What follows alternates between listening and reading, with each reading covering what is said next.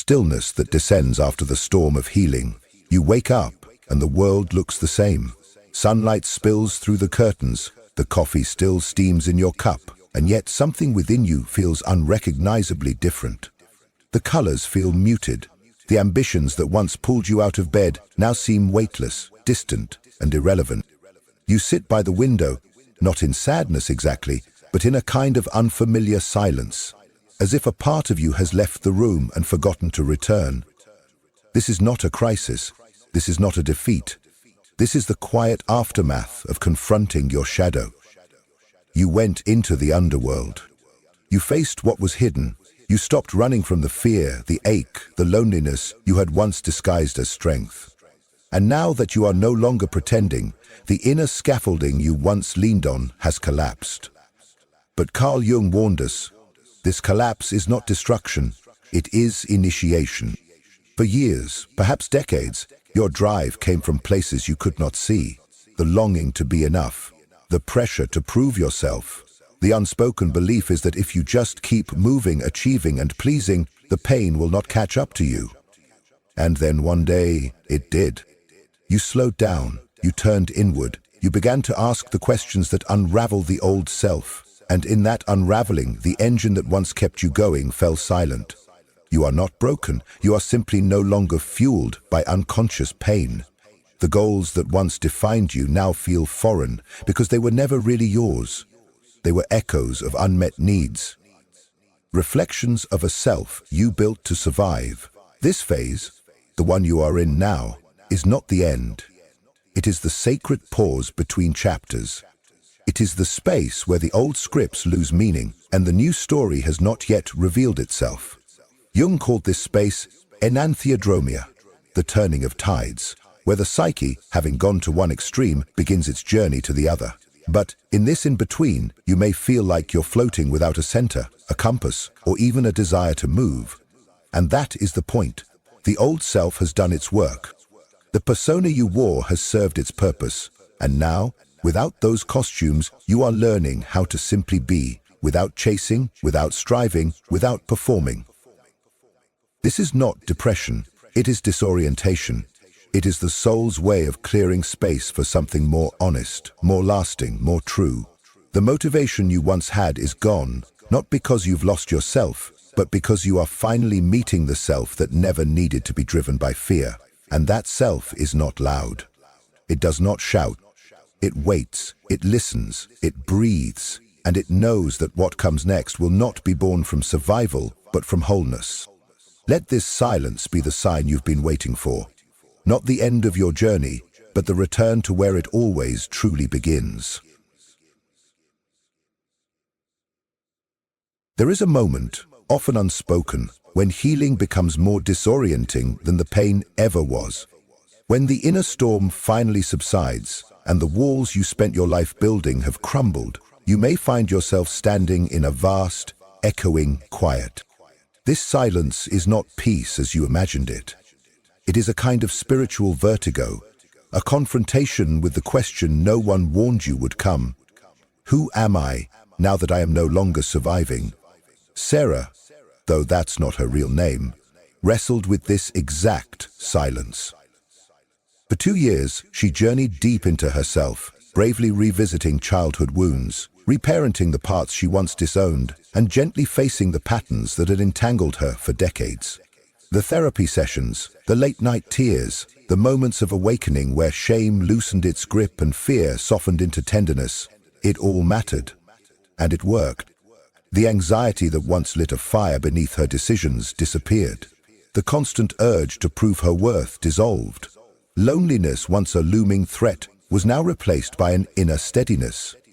But when she returned to her polished, fast-pacing career in marketing, something had changed. The excitement that once buzzed in her veins felt like a language she no longer spoke. She sat in meetings and smiled through presentations, but inside there was no spark, only a kind of spacious hollowness, as though the soul that once played along had stepped away. "I used to wake up with this fire in my belly," she whispered once, eyes searching the floor.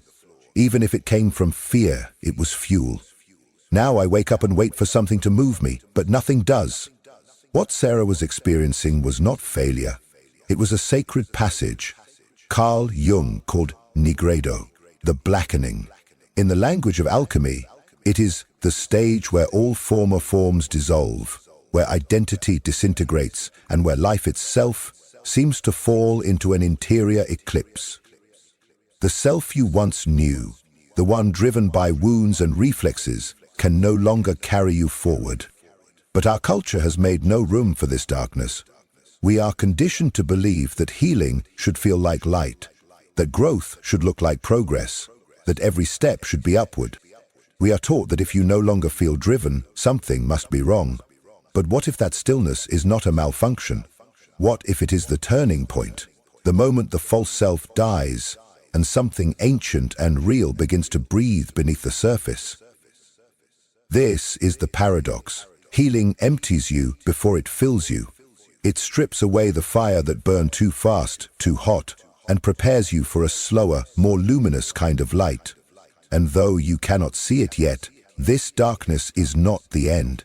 It is the fertile ground from which the soul, now unburdened, will rise. This in-between space can feel like exile. You wake up and feel like a guest in your own life. The dreams you once chased no longer call your name, yet nothing new has arrived to replace them. It's not sadness in the traditional sense. You are still functional, still breathing, still present.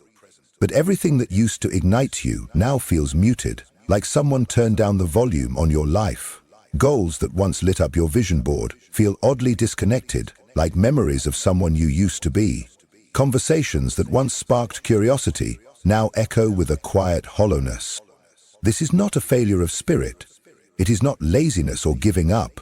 What you are experiencing is the quiet revolution of the soul, the dismantling of old motivations that were once disguised as passion but were rooted in fear, validation, or the longing to be seen.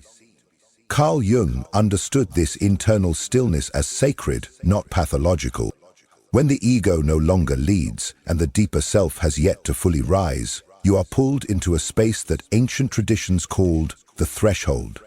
In alchemical terms, this is still nigredo, but it is now thick with silence, not darkness. Imagine a house being renovated from the inside out. From the street it looks unchanged, perhaps even pristine. But inside, the walls are bare, the furniture has been removed, and the rooms echo with absence. You stand in the middle of it, holding tools you don't yet know how to use, surrounded by silence that demands trust. That's what this moment is. No longer function, because fear no longer motivates and approval no longer satisfies. You feel unmoored, floating without a map. But what if that map was never yours to begin with? What if your old motivations were the survival instincts of a child who had to perform, achieve, or protect in order to be loved? The truth is, your psyche is not lost. It is resisting the temptation to reattach to what once kept you busy but disconnected. It is asking you to linger in this quiet long enough for something deeper to form. In traditional societies, this phase was sacred. It was marked with ceremony, fasting, solitude, a symbolic dying before the new self could emerge. But in modern culture, stillness is misunderstood. Pauses are feared. We are taught to rush toward clarity, to treat ambiguity as a crisis rather than a crucible. Yet Jung cautioned us that if we skip this step, if we rebuild too soon, we carry our wounds into the future in prettier disguises. The work is not to escape the void, but to inhabit it long enough for a new voice to rise, one that belongs only to you. Here's the truth that quietly changes everything. The silence you feel is not collapse, but a sacred intermission. It is the breath before rebirth. The stillness that signals your soul is no longer willing to perform for survival.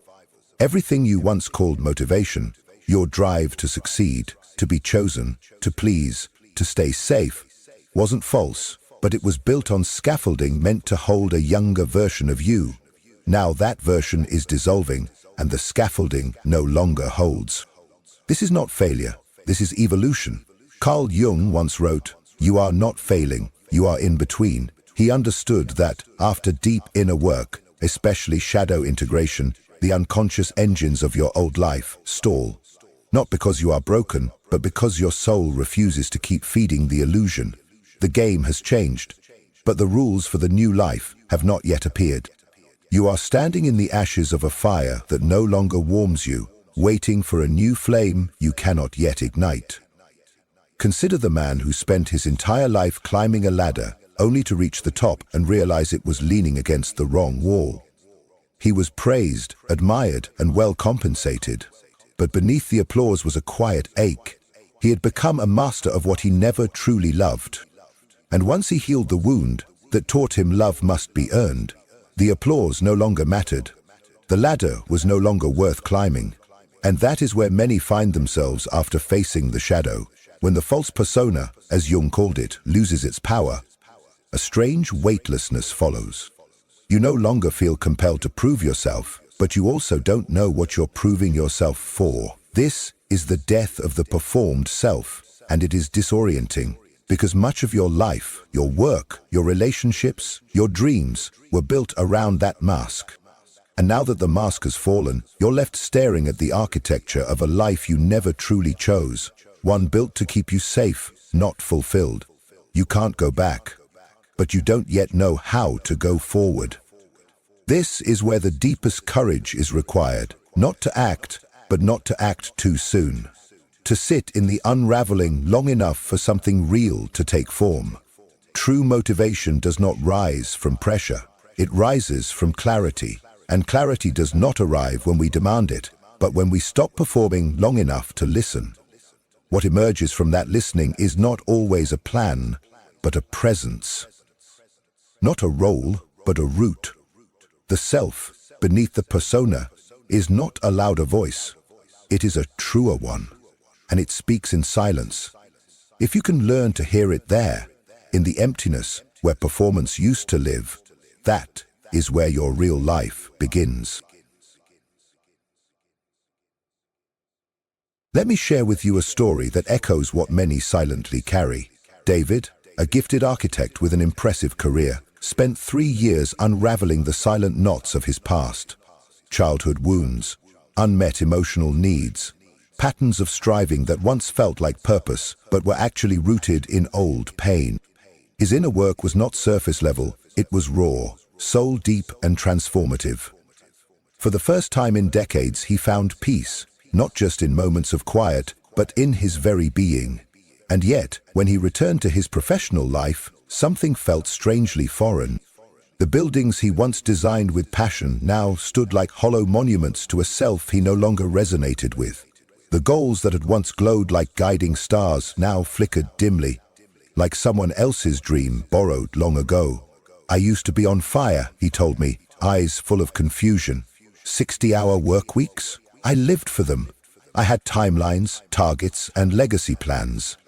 Now, it all feels like I'm stepping into a costume that doesn't belong to me anymore. David didn't feel broken. He felt displaced. He wasn't drowning in sorrow or unable to function, but his inner compass had stopped pointing in any clear direction. What he was experiencing wasn't a collapse of ambition, it was the quiet aftermath of psychic reordering. The architecture of his inner world had shifted. The scaffolding, once built by fear, fear of not being good enough, fear of disappointing his father, fear of failure's shame, had quietly dissolved. The fuel that had driven him to create, to achieve, to rise, had always come from a need to be seen, to be validated. And now, with those wounds truly witnessed and soothed, that fuel was gone. What remained was not depression, it was sacred disorientation. It was the psyche refusing to rebuild the old house on the same cracked foundation. This is the tipping point Carl Jung spoke of, a space not of failure but of truth, arriving slowly through silence. When your motivations no longer spring from fear, you find yourself in an unfamiliar inner wilderness. The flame that once kept you going has extinguished, and in its place is a wide, unknown stillness. But that stillness is not a void. It is fertile soil. It is the beginning of self-motivated life, of building from authenticity rather than urgency. It is where truth, not trauma, begins to shape your path. Fear may get you far, it might even bring success, but it will always exhaust the soul. When that fear no longer burns in your belly and you're left staring at an empty hearth, do not panic. That emptiness is not the end. It is the invitation. It is the clearing within which something honest, something wholly yours, is about to begin. And if this part resonates, if you too have been staring into that stillness, keep walking. The path is not gone. It simply takes a new shape, one born from the inside out. Carl Jung understood something profound and often forgotten in the noise of mind. Your attention through urgency or chaos. It waits. It whispers in moments of stillness. It speaks softly through intuition, through the quiet knowing that rises when all distractions have fallen away. But most of us are conditioned to listen only to the loudest voice in the room, the voice of fear, the inner critic, the cultural demand to achieve, prove, perform. And so, for years, the self is drowned out, lost beneath the clamor of survival. That is why the void, uncomfortable as it feels, is sacred. That is why the silence you enter after deep healing is not a sign of collapse, but a preparation for revelation. When old motivations fade, when nothing stirs you the way it used to, it's not because you've lost your spark.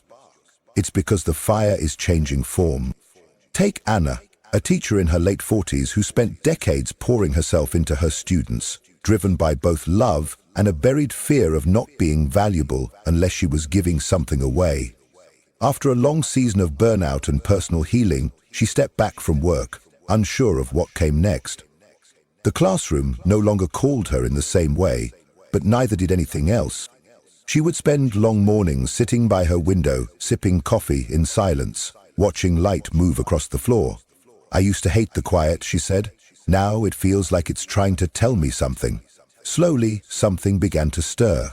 Not a goal, not a plan, a pull, a gentle, persistent interest in writing, something she hadn't touched in years. There was no grand ambition behind it, no dream of a book deal or recognition, just a thread of curiosity that felt alive in her hands. And so, she followed it. Not urgently, not competitively, but with the trust of someone who had finally made peace with not knowing. This is the beginning of what Jung called the emergence of the capital self, the part of you that doesn't chase validation or cling to borrowed dreams. The self does not rush, bargain, or panic. It moves like a river under ice. Slow, powerful, and undeniable. When the self begins to guide your motivation, everything changes. You no longer act from lack, but from fullness. You no longer create to prove your worth, but to express the overflow of your being. You no longer chase after life as if it's something out there. You become the still point within it. And that's when something astonishing happens. Life begins to respond. Not because you pushed, but because you finally aligned. This is what the silence was preparing you for. Not the return of your old fire, but the birth of a deeper light. One that does not flicker with anxiety, but glows from the truth of who you are. This is the paradox of true transformation. The things you were once blind to begin to glow with quiet meaning, while what once dazzled you starts to dim. When the authentic self begins to emerge, life doesn't shout in return. It whispers back, not in grand visions or urgent tasks, but in soft invitations that require your stillness to be heard. And yet, this shift is not easy to trust. It can feel deeply disorienting to be drawn toward things that seem irrational or impractical compared to your old life.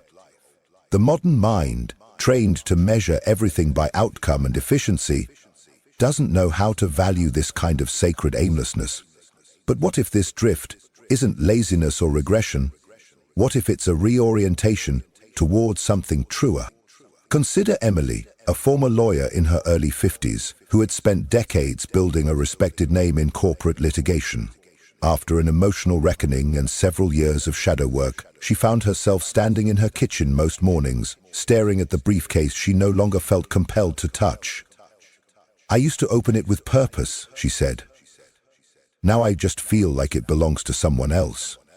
For months, she did nothing dramatic. She attended meetings and nodded in conversations, but inside, she felt like a ghost impersonating a former self. Then, during one weekend visit to her childhood home, she stumbled upon her grandmother's old sewing basket, frayed, dusty, forgotten. Something inside her stirred. Not nostalgia, not sadness, but a strange sense of recognition. She took it with her, not because it made sense, because it felt like a thread. At first she would just sit with it, open it, touch the worn fabric. Then came simple stitches, no plan, no ambition, just presence. And slowly something unexpected took root. Patterns began to emerge, not just on cloth, but within her. Memories surfaced, stories reassembled. It was as if her hands were remembering something her mind had long buried. She started sewing, not garments but symbolic pieces. Wall hangings, story quilts, and textile expressions of healing and lineage. A quiet, private ritual turned into something deeply alive. She wasn't trying to escape the courtroom. She was simply following a thread that made her feel more real. That thread became a collection. That collection became a community project in women's shelters. That project rekindled a sense of meaning she hadn't felt in years. And here's the truth. None of it was strategized. None of it was driven by performance. It was born from surrender, from letting go of the ego's map and allowing the soul's compass to take the lead. If she had forced herself back into her old fire, she might have climbed even higher in her field, only to feel more estranged from herself than ever. But by honoring the quiet nudge, the irrational pull, the sacred pause, she began to build a life not on ambition, but on alignment. This is the quiet revolution Jung spoke of, not a battle of will, but a return to wholeness. And when your life begins to echo that wholeness, even the smallest moment can become a doorway to purpose. This is the quiet revolution that so few speak about. The moment you stop striving and start listening, not with your ears, but with your inner being. When the persona begins to dissolve and the self begins to surface, your life no longer bends to the will of pressure or performance. Instead, it begins to hum with resonance. And that hum is not loud. It is subtle, like the vibration of a string being tuned back to its original frequency. The old self, powered by fear, urgency, and approval-seeking, once roared with endless to-do lists and timelines, but the authentic self whispers, it invites. And those invitations are not always logical. They don't demand explanations. They ask only for presence, for attention, for trust in what feels right, even if you cannot yet explain why. This is where the shift happens. Motivation no longer emerges from resistance or self-punishment. It flows from alignment, from remembering what you loved before the world told you who to be. Take Jonah, a man in his 40s who had built a high-paying career in consulting. From the outside, he looked like he had it all: status, stability, respect. The standards he once clung to, his drive began to dissolve. He was terrified. The energy that had propelled him to climb and achieve simply disappeared. He began journaling each morning, not out of habit, but out of necessity, to try to make sense of the silence inside. One morning, something unusual happened. Instead of writing about goals or problems to solve, he drew a tree. He didn't know why. It wasn't planned, it just happened. The next day, he drew again. A stream, then a hill. His journal slowly transformed from words into images. What emerged wasn't polished or professional, but it was alive. He realized something had awakened, a part of him that had gone mute during his years of performance. He followed it. He bought watercolors. He signed up for a weekend retreat in nature, not because it was productive, because it was calling. What began as private sketches turned into pieces he hung on his walls. Then, a local gallery offered him a spot in a community exhibit. He laughed at the idea, at first, but then he remembered the feeling. Not the result, not the recognition, but the peace he felt while painting, That peace became his new compass. It led him to restructure his consulting work, take on fewer clients, and open up more time for art and nature. His life didn't collapse. It became softer. It became real. This, Jung reminds us, is the path of individuation. Not the chase for perfection, but the unveiling of truth. When we no longer ask, "What should I do to prove myself?" and begin to ask, "What wants to move through me today?" we cross a threshold. We stop living from duty and start living from devotion.